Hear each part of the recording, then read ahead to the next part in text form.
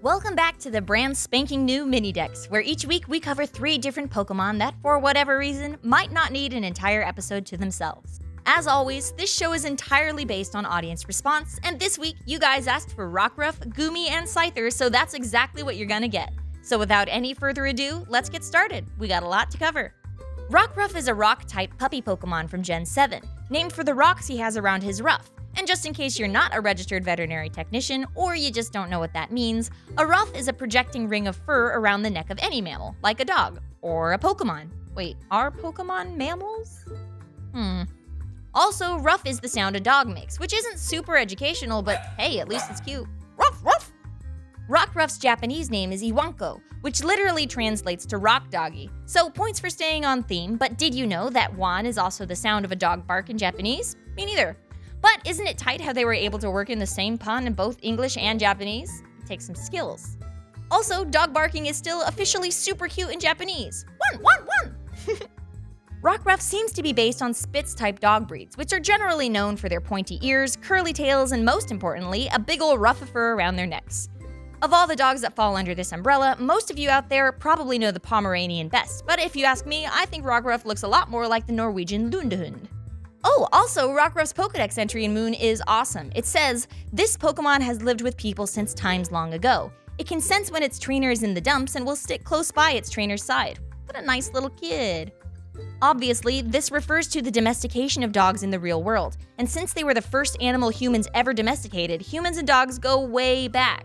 Any dog owner will tell you how their dog has an uncanny ability to sense their emotions. In fact, they can even tell if we're sick or about to be sick, and whenever you take the time to pet a dog, which you should always do whenever you can, it causes your body to release oxytocin, the same calming hormone we get when we bond with our children.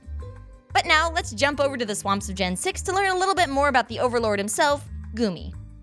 Goomy's Pokedex entries repeatedly refer to it as the weakest dragon-type Pokemon, which is probably why everyone loves cheekily worshipping it as their god, but actually, that's categorically false. In reality, its base stat total is tied at 300 with Dratini, Dano, Gible, Bagon, and Jangmo-o, and the real weakest dragon type, with a total of 245, is actually Noibat. Sorry, little guy, at least you have cool ears and nostrils. We think Goomy's design is mostly inspired by slugs, a shell-less variety of mollusk that have stalks on their heads and are made entirely of soft tissue. And we're pretty sure we're right because it's literally called the soft tissue Pokemon, and is therefore probably an invertebrate.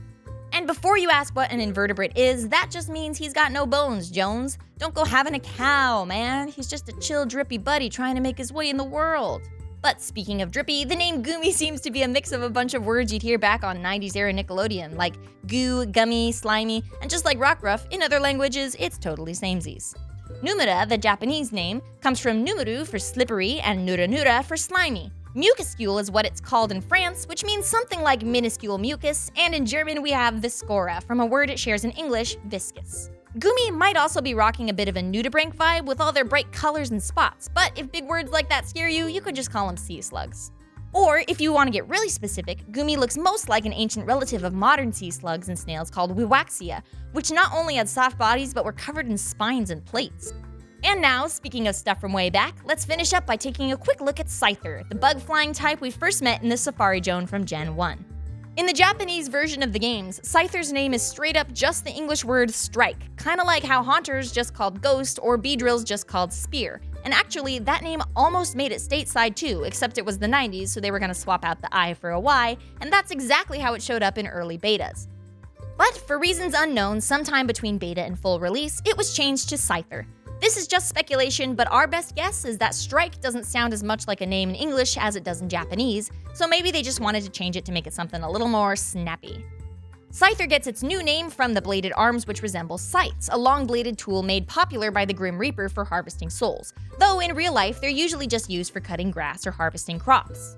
But this is actually perfect because tall grass is exactly where SCYTHER hides when it wants to strike out and ambush some unsuspecting prey. And speaking of striking, SCYTHER also seems to draw some design elements from the praying mantis, an insect known for their lightning-fast strikes using their serrated forelegs. And if we're gonna get specific, I gotta shout out the European mantis and the Carolina mantis for sharing that rich green SCYTHER-y color.